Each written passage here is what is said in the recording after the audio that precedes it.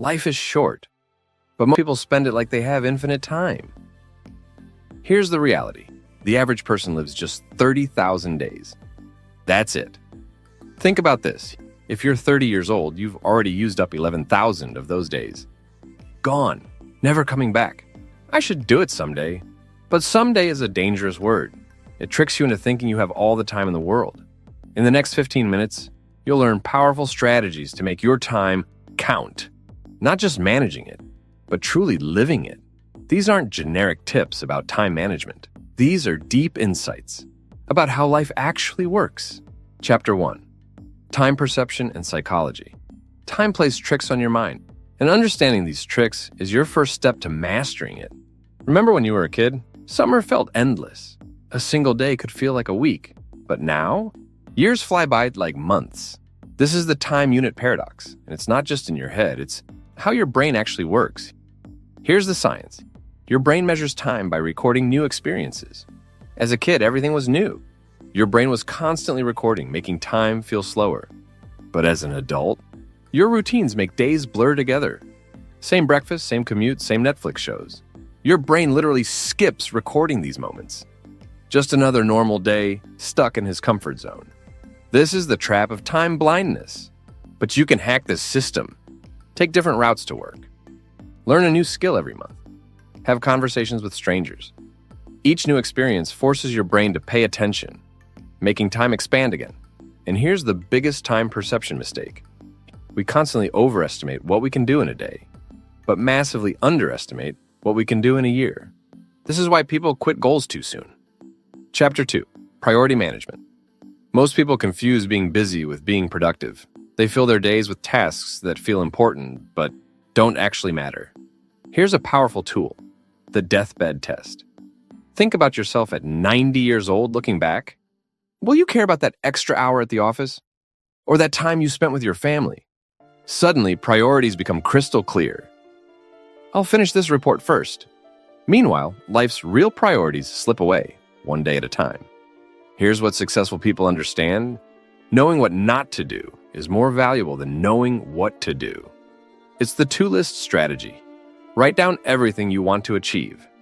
Now, circle the top 3 items. Everything else? That's your avoid list. Think about compound interest, but for life choices. Small daily investments in the right priorities multiply over time. But there's a catch. Social media, busy work, and constant distractions steal your attention from what truly matters. The solution? Ruthlessly eliminate the non-essential. Your time is too precious for anything else. Chapter 3. Relationship dynamics. Relationships work like bank accounts. Every small interaction is either a deposit or a withdrawal. A genuine compliment? Deposit. Being late constantly? Withdrawal. And just like real banks, you can't make withdrawals if you haven't made deposits. I don't understand why they're upset. I only reach out when I need something. And there's the problem. Most people focus on big gestures, expensive gifts, grand celebrations. But here's the truth. Small daily deposits matter more. A random text checking in. Remembering small details. Being there during tough times. Here's something counterintuitive. Shared suffering builds stronger bonds than shared pleasure. Going through challenges together creates deeper connections than just having fun. And don't ignore your weak ties, those casual acquaintances and distant friends. They're your bridges to new opportunities, ideas, and perspectives. Strong ties comfort you, but weak ties help you grow. Want to expand your sense of time? Help others. It's the ultimate paradox. Giving time makes you feel like you have more of it. Chapter 4. Career and purpose. Your best career opportunities aren't where you think they are. They're one step outside your comfort zone. This is the adjacent possible. The sweet spot between what you know and what you could know. I need to stay in my lane. But that's exactly how careers get stuck. Here's a massive career mistake. Optimizing for money too early. In your 20s and early 30s, optimize for learning. Every new skill you gain is like a lottery ticket for future opportunities. Money follows knowledge. Always. Forget the career ladder. It's a trap. Modern careers are more like jungle gyms. Move sideways, diagonally, even backwards sometimes. Each move builds a unique skill combination that makes you irreplaceable. This job is comfortable, but comfort is career quicksand. The longer you stay in a role you've outgrown, the harder it is to leave. Here's the secret. Use productive procrastination. When you're avoiding one task, channel that energy into learning something new. Your procrastination projects often reveal your true passion. Chapter 5. Health and Vitality. Health isn't just about living longer. It's your life's force multiplier. Every other aspect of your life either improves or suffers based on your health. Period. Think about this. Would you rather have 8 energized hours or 12 draining ones? Your energy levels matter more than your time. I'll sleep when I'm dead. Wrong mindset. Sleep isn't just rest. It's your brain's superpower. Without it, your decision-making is as bad as being drunk. That promotion you want, that relationship you're building, they all depend on your brain working at its best. Here's something nobody talks about. You're 2 different people, morning you and evening you. Morning you makes plans. Evening you has to follow through. Don't let morning you be a tyrant. Want a life hack? Micro workouts. 10 push-ups here, a quick walk there. 5 minutes of stretching. These small movements add up. Your body was built to move, not sit for 8 hours. Remember this. Physical movement creates mental clarity. Stuck on a problem? Move your body. The solution will come. Chapter 6. Learning and Growth. Want to learn anything faster? Teach it to someone else. This is the teacher effect. Explaining something forces your brain to understand it at a deeper level. I'm not ready to teach yet, but that's exactly why you should teach. Your struggles make you a better teacher than an expert. You still remember what's confusing. Here's a secret learning hack. Read biographies. Why? Because each one gives you a lifetime of experiences in a few hours. Want to avoid common mistakes? Learn from people who already made them. Most people try to get good at everything. Smart people stay strategically bad at some things. It's called deliberate amateurism. It keeps your brain flexible and your ego in check. Constraints aren't your enemy. They're your superpower. Limited time, limited money, limited resources. Good. These constraints force you to be creative. And here's the most valuable skill: knowing when to quit. Strategic quitting isn't failure. It's making space for better opportunities. Quit fast on things that don't serve your growth. Chapter 7. Emotional Intelligence. Your emotions have a secret timer. The chemicals that create any emotion, anger, fear, frustration, last exactly 90 seconds in your body. After that, you're choosing to stay in that emotion. I can't help how I feel. But here's the truth. While you can't control the first wave of emotion, you absolutely control the second. Think of emotional regulation like a superpower. Raw intelligence might get you the job, but emotional regulation gets you the promotion. Why? Because people trust those who can stay calm in chaos. Most people hide their vulnerability. Smart people use it strategically. Showing the right amount of vulnerability at the right time builds deeper trust than always appearing perfect. Here's a costly mistake: avoiding difficult conversations. These conversations are like compound interest, in reverse. The longer you wait, the more emotional debt you accumulate. That small issue you're avoiding, it's growing bigger every day. And gratitude isn't just a feel-good practice. Unexpressed gratitude is like having money in a bank you can never withdraw from. Use it or lose it.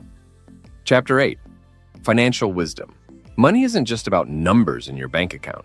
It's about something far more precious: your freedom of time. Here's a truth most people miss. Making more money often makes you poorer in time. As your income grows, your lifestyle expands.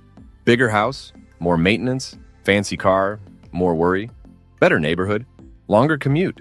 Finally, I can afford everything I want. But that's the trap. Lifestyle inflation is like running on a treadmill, moving fast but going nowhere. Think about time affluence. Would you rather make $100,000 working 80 hours a week or $70,000 working 30?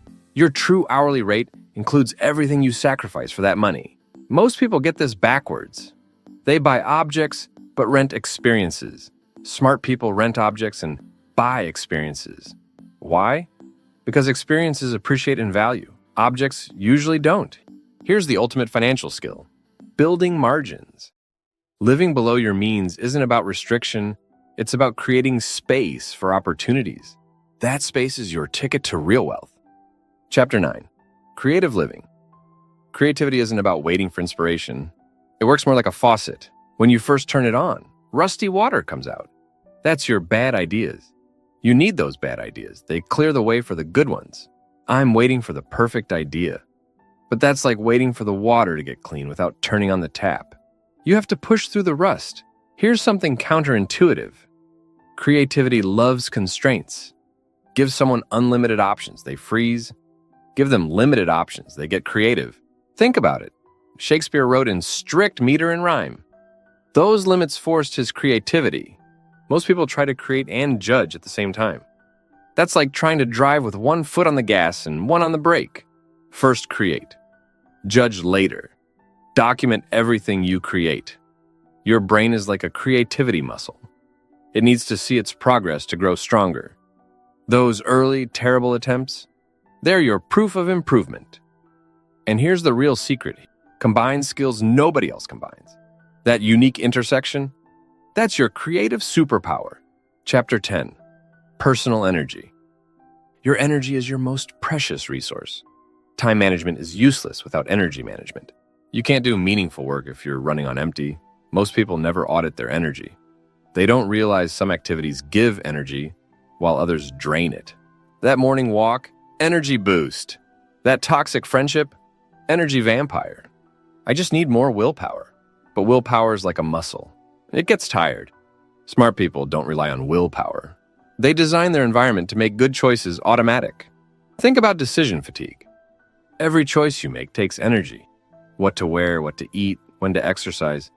That's why successful people often wear the same things and eat the same breakfast.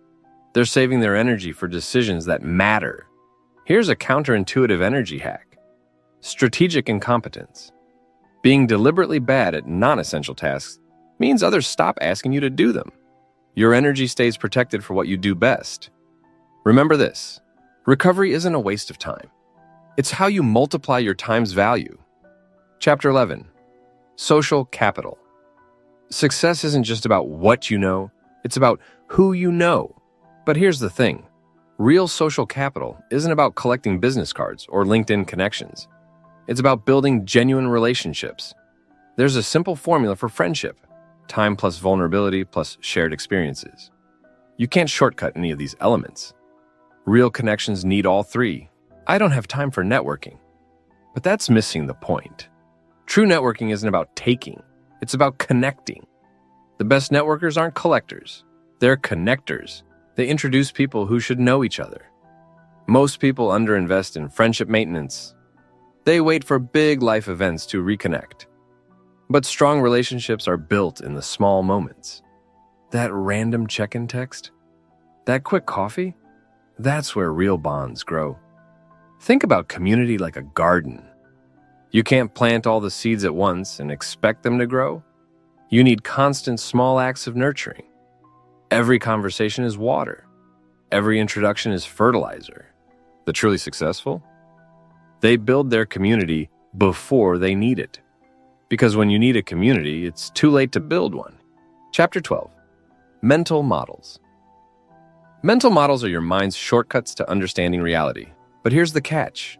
The map is not the territory. Your mental models are always simpler than reality.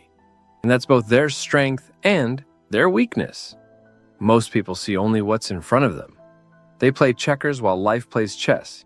Second-order thinking is your advantage. Asking not just what happens next, but what happens after what happens next. This seems like the obvious choice. But obvious to whom? Your mental map might be missing crucial territory. That's why multiple perspectives aren't just useful, they're essential. Here's a powerful truth. Knowledge isn't power. Understanding is power. Knowledge is knowing that a tomato is a fruit. Understanding is knowing not to put it in a fruit salad. Most people collect facts. Smart people collect patterns. Think about inverse thinking. Instead of asking, how can I solve this problem? Ask, how am I creating this problem?